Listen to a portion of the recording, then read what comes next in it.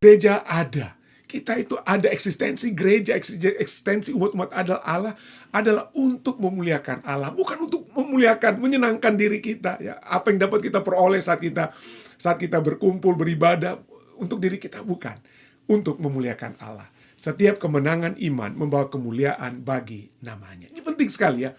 Poin penting sekali bahwa keberadaan kita itu untuk memuliakan Allah, untuk menjadi saksi bagi dunia. Ya. Satu survei yang dibuat oleh Rick Warren yang menulis buku The Purpose Driven Church. Ya. Dia dalam buku ini dia menulis tentang survei. Dia tanya anggota-anggota gereja, ini eksistensi gereja itu untuk apa? Mayoritas menjawab, 89 anggota gereja ya, Protestan ya, gereja Kristen Protestan, dikatakan apa? Anggota-anggota gereja, eksistensi gereja itu untuk memenuhi kebutuhan saya dan keluarga saya. Jadi saya datang ke gereja agar saya dapat memperoleh kekuatan ya, untuk kebutuhan-kebutuhan saya dapat dipenuhi, kebutuhan-kebutuhan untuk diakui, kebutuhan dan lain sebagainya. Itu 89%, tapi ini selfishness ya. Karena kita diminta untuk apa? Kita di dalam pernyataan ini kita datang ke gereja itu untuk apa? Untuk kepentingan diri kita yang dapat dipenuhi. Hanya minoritas, hanya 11% yang katakan bahwa kita gereja itu eksis. Tujuan adanya gereja adalah untuk memenangkan dunia bagi Kristus. Melalui apa? Melalui kesaksian kehidupan kita. Kita semua dituntut untuk mengabarkan Injil. Dengan cara apa? Kesaksian kehidupan kita. Ya, mengabarkan Injil dengan kesaksian kehidupan kita. Satu statement yang dibuat oleh Francis Assisi, dia katakan apa ya? Beritakanlah Injil setiap saat. Jadi hidup eksistensi kita untuk apa? Memberitakan Injil. Dan yang menarik yang dia katakan apa? Beritakanlah Injil setiap saat, dan bila perlu, gunakanlah kata-kata. Seringkali kita menginjil itu kalau kita bisa berkhotbah, ya, bisa berbicara. Tidak. Kehidupan kita yang utama, itulah penginjilan yang sejati, yang dapat membawa orang untuk melihat Kristus yang sesungguhnya dalam karakter kehidupan kita. Jadi, beritakanlah Injil setiap saat, dan bila perlu, gunakanlah kata-kata. Tidak heran. Ya, Henry Nouwen ya, dia katakan apa? Kita dipanggil untuk menjadi saksi. We are called to witness. Abraham dipanggil keluar dari Ur dan Kasdim tempatnya untuk menjadi saksi. Kita semua dipanggil oleh Allah menjadi umat-umatnya untuk menjadi saksi. Ya, kita dipanggil untuk menjadi saksi dengan kehidupan kita. Dan kadang-kadang kalau perlu, dengan kata lainnya, dengan kata-kata kita. Tentang hal-hal besar, kita menyaksikan tentang apa? Hal-hal besar yang telah Tuhan lakukan bagi kita. Dengan kata lain, saudara dan saya, kita semua, kita dipanggil keluar untuk diberkati oleh Tuhan. Kita dipanggil keluar, kita mendapatkan berkat. Tapi kita diberkati untuk menjadi berkat. Kejadian 12 ayat 1, bagaimana Abraham dipanggil ya. Kepada Abraham Tuhan berfirman, aku akan membuat engkau menjadi bangsa yang besar.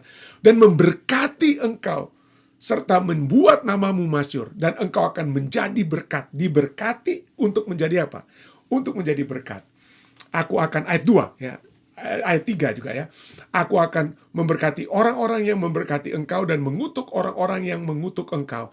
Dan olehmu semua kaum di muka bumi akan mendapat berkat. Kejadian 12 ayatnya yang kedua dan 3, bukan 1 ya. Ayat 2 dan 3. Jadi dengan Mazmur 67 ayat 2 dan 3 juga berkata ya.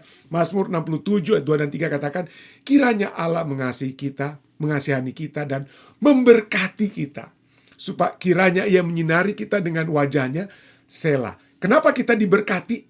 Supaya, ayat 3 katakan apa? Supaya jalannya Allah itu dikenal di bumi, dan keselamatan Allah di antara bangsa-bangsa. Jadi kita diberkati bukan supaya kita itu dipuja-puji, supaya jalan-jalan kehidupan kita itu dapat dipantau orang ya, dipantau orang dan dapat dipuja-puji oleh orang. Bukan.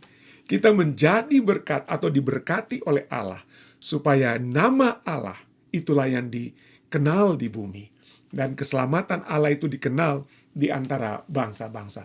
Pada saat Allah memanggil kita, seperti Dia memanggil Abraham untuk menjadi berkat, itu adalah untuk kepentingan kita juga. Tentu saja kita katakan, itu kan untuk supaya nama Tuhan untuk menderita. Bagaimana dengan nama kita? Tidak. Pada saat kita memuliakan Tuhan, memperkenalkan jalan Tuhan, memperkenalkan keselamatan Tuhan, ada kegunaannya.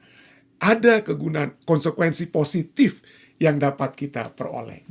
Ellen White Dalam bukunya The Desire of Ages dia katakan, Allah sebenarnya dapat mencapai tujuan. Tujuannya dalam menyelamatkan orang-orang berdosa tanpa bantuan kita. Tetapi supaya kita dapat mengembangkan suatu tabiat yang seperti tabiat Kristus, wajiblah kita mengambil bagian dalam pekerjaannya. Untuk apa? Kita untuk dapat apa? Pada saat kita mengembangkan tabiat Kristus, maka kita dapat apa? Menikmati kegirangannya. Kegirangan melihat jiwa-jiwa yang ditebus oleh pengorbanan Yesus Kristus. Wajiblah kita mengambil bagian dalam segenap pekerjaannya untuk penebusan mereka itu. Jadi pada saat kita menarik jiwa-jiwa, kita melakukan segala menjadi saksi Tuhan dengan kehidupan, contoh kehidupan kita. Maka kita dapat membawa jiwa-jiwa, dapat membawa umat-umat manusia lainnya ke dalam satu persekutuan yang indah dengan Kristus. Dan pada saat itu kita lakukan, maka damai dan sukacita surga itu akan apa? Menjadi bagian kita. Itulah sebabnya apa? Pada saat Tuhan memberikan perintah dalam Matius 28 ayat 9, karena itu, pergilah, jadikanlah semua bangsa muridku, dan baptiskanlah mereka dalam nama Bapa dan nama Bapa dan Anak dan Roh Kudus. Kenapa kita diperintahkan untuk menjadikan segala bangsa murid Tuhan, menjadi dalam satu persekutuan dengan Tuhan? Supaya apa? Supaya kita merasakan kesatuan kita dengan Tuhan. Ya.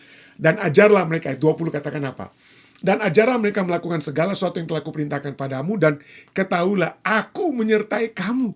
Kita merasakan penyertaan Tuhan. Kita merasakan keberadaan dengan Tuhan. Kalau kita melaksanakan perintah amanat agung tersebut, ya, amanat agung tersebut kita ikuti, kita turuti, maka kita merasakan penyertaan Tuhan. Dan inilah yang terjadi, saudara yang saya kasih, ya, dalam Tuhan, ya. Pada saat dalam Rasul Paulus, ya, dalam penglihatannya ditulis dalam Kisah Para Rasul 18 ayat 9 sampai 10 dikatakan, pada suatu malam berfirmanlah Tuhan kepada Paulus dalam suatu penglihatan, jangan takut, teruslah memberitakan firman dan jangan diam. Ayat 10, sebab aku menyertai engkau dan tidak ada seorang pun yang dapat menjamah dan menganiaya engkau, sebab banyak umatku di kota ini. Pada saat kita menjadi saksi Tuhan, pada saat kita dengan kehidupan kita, ya, menyaksikan Injil tersebut, ya, melaksanakan amanat agung tersebut, ada penyertaan surga bagi kita.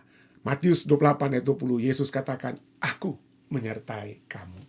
Saya percaya, ya, kalau kita lihat dalam percakapan yang selanjutnya, atau antara Allah dan Yosua, ya, pada saat segala dosa-dosa akan itu diselesaikan, kita dapat melihat penyertaan Tuhan menjadi bagian Yosua dan umat Israel. Kemenangan melawan kota Ai menjadi bagian mereka. Dan itu telah menjadi satu kesaksian bagi semua bangsa-bangsa di sekitar. Kiranya kesaksian kita, kesaksian kehidupan kita dapat membawa kita, bukan hanya membawa jiwa-jiwa kepada Kristus, tapi menjadi satu kesaksian bahwa Tuhan beserta dengan kita. Kiranya ini dapat menjadi satu perundungan bagi kita semua, ya. Saya bawa ini dalam nama Yesus.